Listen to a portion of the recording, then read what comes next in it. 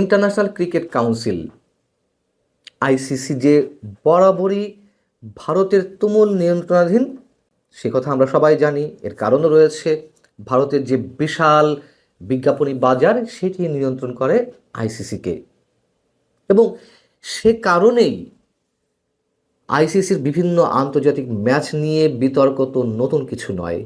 এবং তেমনই এক বিতর্কের মুখে প্রতিবাদের ভাষা ব্যক্ত করতেই বাংলাদেশের সাবেক অর্থমন্ত্রী আহনমা মুস্তফা কামাল, লোটাস কামাল হিসেবে যাকে আমরা সবাই চিনি, যিনি আইসিসির প্রেসিডেন্ট ছিলেন, সেই পদ থেকে তিনি পদত্যাগ করেছিলেন। এই কথাগুলো কেন তুললাম? ভারতের সাম্প্রতিক সময়ে বাংলাদেশের খেলাকে কেন্দ্র করে যা কিছু ঘটে যাচ্ছে, এবং তার পরিপ্রেক্ষিতে ভারতে বা শ্রীলঙ্কায় অনুষ্ঠিত হতে যাওয়া যে টি-20 বিশ্বকাপ, ভারতে বাংলাদেশের ম্যাচগুলোতে বাংলাদেশ খেলবে না এমন কথা জানিয়ে নিরাপত্তার বিষয়টি উল্লেখ করে আইসিসিতে একটা চিঠি দেওয়া হয়েছিল। সেই চিঠির জবাবে আইসিসি যা লিখেছে তা রীতিমতো হাস্যকর, রহস্যজনক এবং অবশ্যই উদ্বেগজনক। সে বিষয়ে আসছি। আন্তর্জাতিক গণমাধ্যম নিউ ইয়র্ক টাইমস তারাও কয়েক ঘন্টা আগে একটি প্রতিবেদন প্রকাশ করেছে, যার শিরোনাম হচ্ছে India ties with Bangladesh fray as election loom. অর্থাৎ বাংলাদেশের নির্বাচনকে সামনে রেখে ভারত এবং বাংলাদেশের যে তিক্ত সম্পর্ক, সেটি এখানে হেডলাইন করা হয়েছে। যদিও তারপরেও ভিতরের মূল বিষয়টি হচ্ছে, যেখানে বলা হচ্ছে যে বাংলাদেশ ভারতের সম্পর্ক যে তিক্ততার তলানিতে গিয়ে পৌঁছেছে, তা শুরু হয়েছে মূলত রাজনীতি কেন্দ্র করে 5 আগস্ট 2024 শেখ হাসিনা সরকারের পতনের মধ্য দিয়ে। পরবর্তীতে সেটি কূটনীতি এবং ব্যবসা বাণিজ্যের ক্ষেত্রে প্রভাব বিস্তার করতে শুরু করে। পরবর্তীতে এসে সেটি এখন ক্রীড়া অঙ্গনেও ছায়া ফেলেছে। এখন আইসিসি কি জবাব দিয়েছে?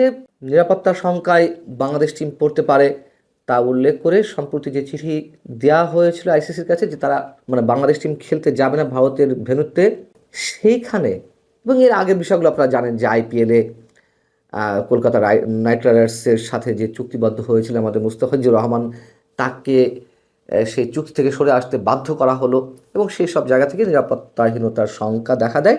তো আইসিসি চিঠিতে এর কোনো সমাধান তো দেওয়া হয়নি, বরং নিরাপত্তার শঙ্কা বাড়তে পারে তেমনটিই বলা হয়েছে উল্টো। কি অদ্ভুত একটা বিষয়!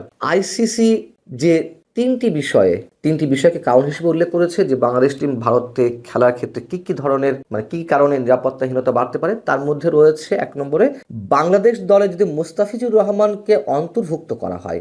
2 নম্বর কারণ হচ্ছে বাংলাদেশের সমর্থকরা যদি জাতীয় জার্সি পরে ঘোরাফেরা করেন। আর তৃতীয়ত হচ্ছে বাংলাদেশে জাতীয় নির্বাচন যত ঘনিয়ে আসবে বা এগিয়ে আসবে, তত দলের বাংলাদেশ দলের নিরাপত্তা ঝুঁকি বৃদ্ধি পাবে।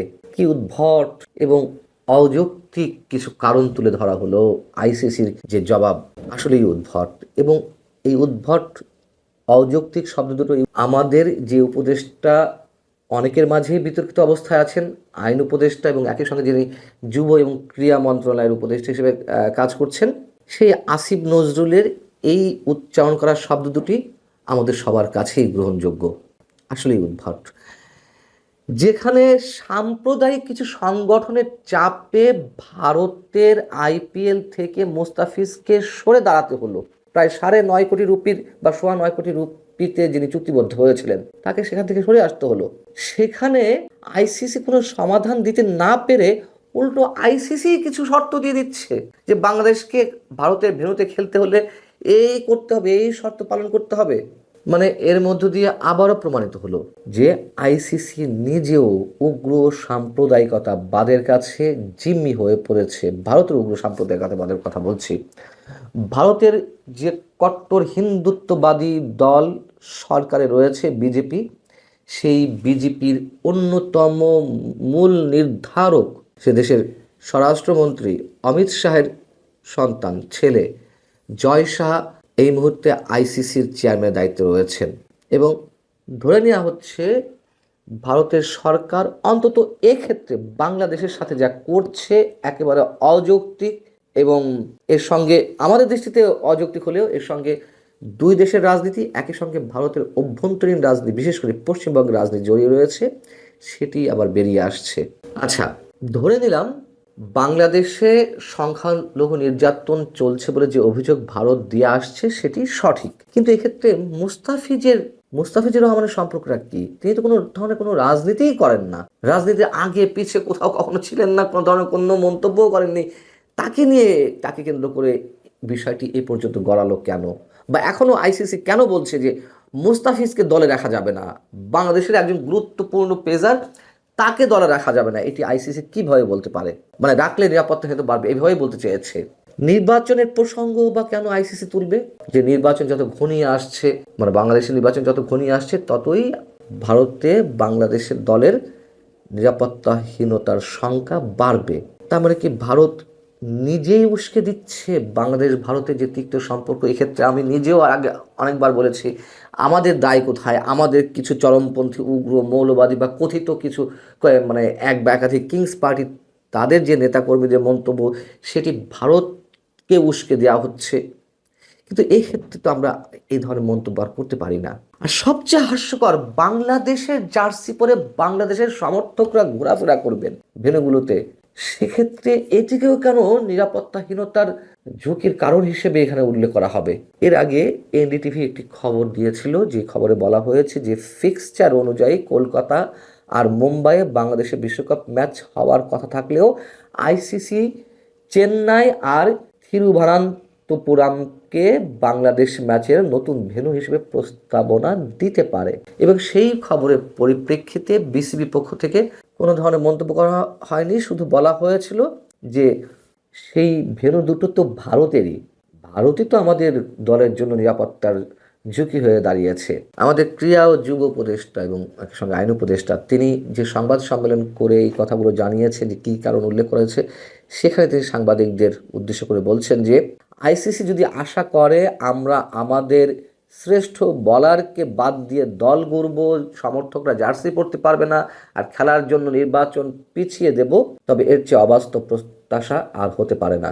অবশ্যই অবাস্তব প্রত্যাশা। আমরা ওই অন্তত আসিফ নজরুলের এই কণ্ঠের সঙ্গে কণ্ঠ মেলাতে চাই। তিনি বলেছেন যে আইসিসি কোনো একক দেশের নিয়ন্ত্রণে চলা উচিত নয়। এটা সবাই বলে আসছে আমরা বছরের পর বছর ধরে। ক্রিকেটের উপর কারো মনোপলি থাকা উচিত না। আইসিসি যদি সত্যি গ্লোবাল অর্গানাইজেশন হয় এবং ভারতের কথায় উদ্বাস না করে, তবে অবশ্যই বাংলাদেশকে শ্রীলঙ্কায় খেলার সুযোগ দেওয়া উচিত। এই প্রশ্নে আমরা কোনো রকম নতি স্বীকার করব না।